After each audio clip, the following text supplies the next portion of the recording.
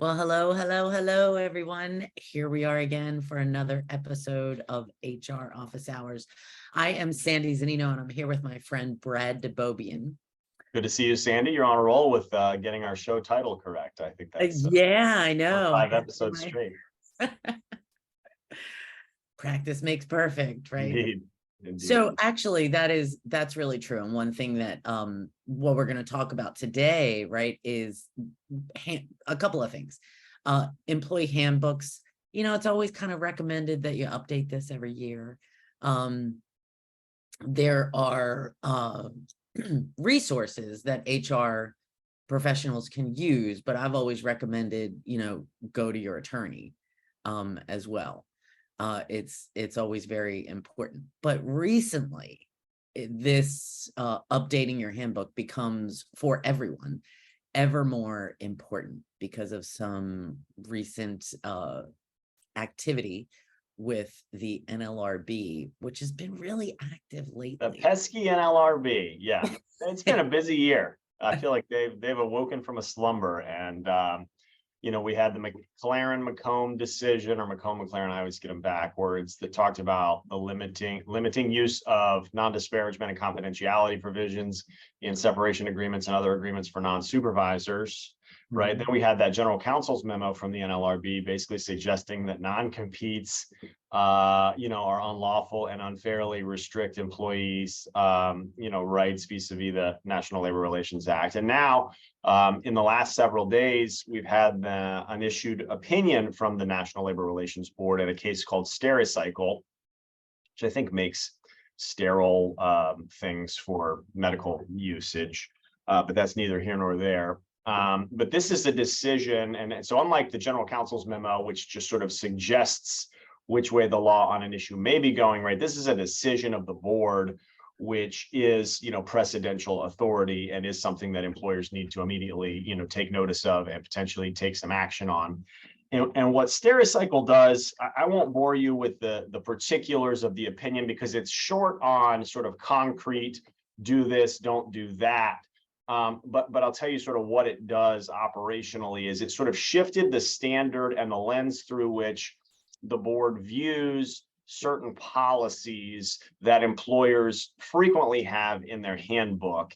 And we had a landmark decision back in 2017, I think it was, called Boeing from the NLRB, and we've talked about this before, right? These pendulums just sort of swing, and unfortunately they sort of swing depending on which political office is in, the White House, and thus has a majority of appointments to these various boards. But in any event, Boeing was under the Trump administration's board, viewed as a win for employers because it gave them a little more authority to restrict and impair employee, rights, not necessarily vis-a-vis the NLRA, although that was, I think, one upshot, but it just sort of gave them more control over what they could do to limit employee behavior.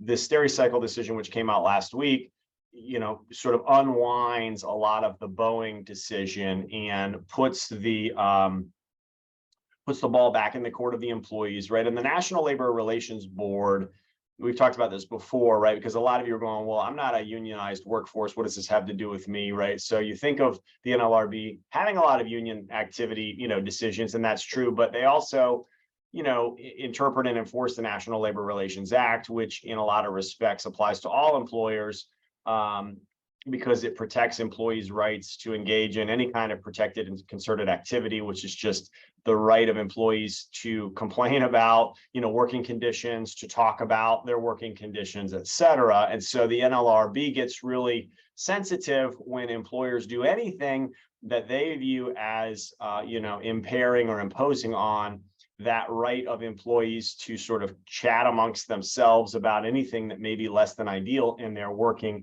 conditions. And so what this decision from Stericycle does, and I'm sorry for the long wind up here, is again, it moves the sort of ball back into the employees' court. It gives them more leverage vis-a-vis a potential complaint, right? And so let me just highlight some of the policies that we may need to revisit in a handbook. And again, it's a little bit of a case by case. There is some discussion about, well, you can have certain policies if it's the least restrictive way that you could go about doing this to protect a legitimate business interest, yada yada. But the point is, we all need to look very closely at the extent to which we have policies that restrict employee use of social media, that restrict criticism, negative comments, or disparagement of the company's management products or services, right? It's pretty common. Handbook.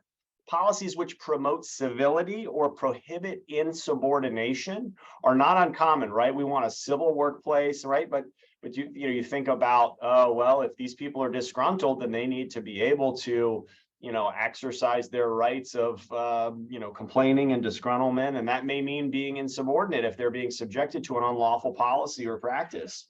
And again, I'm agnostic on these. I'm just sharing the news. Right? Policies which require the confidentiality of investigations and complaints, right? We don't get to just keep those dirty secrets under the rug. The thinking goes, right? Those investigations and complaints can't be kept confidential. Here's a big one: restricting the use of cameras or recording devices in the workplace, right? We have to be careful about that now. And often state law, right? Florida, for instance, is a two-party consent state to allowing recording. And you go, well, wait, can't I have a policy that's consistent with Florida law that says you can't record in the workplace? And the NLRA says no. The NLRB rather says no. Irrespective of what state law is a separate issue. We think if you have policies that prohibit recording, you're doing that to, chill people's ability to get at the truth and to capture conversations that might be, subversive. And so we're going to not let you do that. Limiting comments to the media or government agencies, that's extremely common. Like, right, you don't speak to the media unless you're authorized to do so by the company. Right? That's viewed as problematic here too. So that's just sort of a snapshot of some of the things that I think are on the table, but it really goes to a lot of issues that are in most businesses' handbooks and really have, fairly uncontroversially so. But we need to be careful about these now. So I wanted to just get that all on your radar screen. And again, sorry to just be prattling on here, but it's a lot of information and it's important, and it's a real departure from where we've been with these issues. So because I just want to run through real fast for our listeners, watchers, the policies that employers want to revisit: social media policies. Yeah. Any kind of, because it's viewed as an avenue where people can complain about, unfair working conditions, gather the support of their colleagues, et cetera, et cetera. Any policy that that says don't criticize, no negative comments, no disparagement, you want to revisit those. Yep. Civility, workplace civility, is this like your conduct? Yeah, and I think I'm right. And I think they're all right. You still can prohibit fighting in the workplace. You still can prohibit weapons in the workplace, right? But this notion that we all have to be, and I'm just sort of putting on my, progressive hat here, that we all have to be docile little lambs in the workplace and just go where the big bad wolf leads us, right? The NLRB is trying to protect us from that, protect workers from, incivility is viewed as trying to quash the right to free association with respect to conditions of working conditions. So I guess like the power dynamic, right? Like if you can't be insubordinate, and insubordination could be talking back or saying, hey, that's not okay. Yep.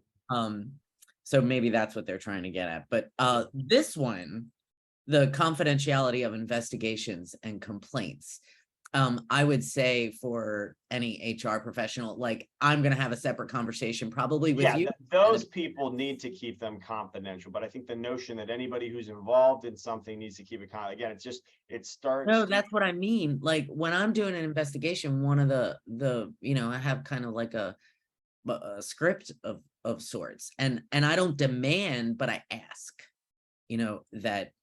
that this will, and I give the same, I give that back.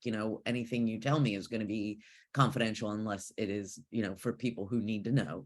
Right. And, you know, so I would have a separate conversation about that and how to not do something inadvertently that you've always done in an investigation process, which is super important anyway. Right.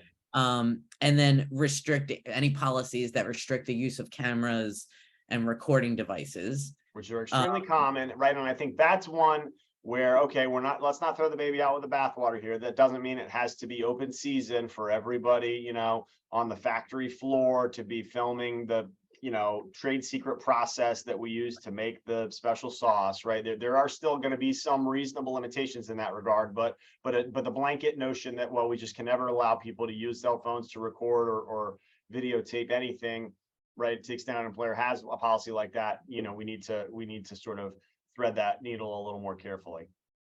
You know, well, I think some employers have struggled with the what do we do about people being on their phones anyway, right? In the I just how do you helped a client last week, you know, who I thought had a really great policy about, you know, your phone needs to be out of sight, right? Unless you're on a break, right? This is not a place, right? Because it's just become a thing where people are just on their texting all day, they're playing games all day, they're watching movies all day, right? I'm not paying you to do that. And you know, it used to be the case, right? Before anybody had a cell phone, you know, you didn't spend the workday on, you know, taking personal calls on your work line. It's sort of the same thing. I mean, we live in a different world now, I get it, but I thought this person's approach to limiting cell phone use was just very matter of fact and really well said. But I think at this point, it's like, well, now we gotta at least think carefully about what the implications of that are, and could it be construed in the wrong way? It was trying to, you know, preclude people from communicating about, you know, terms and conditions of employment. So anyway, that was just that was a sample list, right? There are a lot of things that we need to think of, but just kind of wanted to get the wheels turning. Well, this other one too, that I think, and this is the last point that policy that I wrote down, was a policy that limits any communication with media or anything like that. Sometimes it's like, if that's not your job, if you're not the communications director, you don't, you don't talk to the news.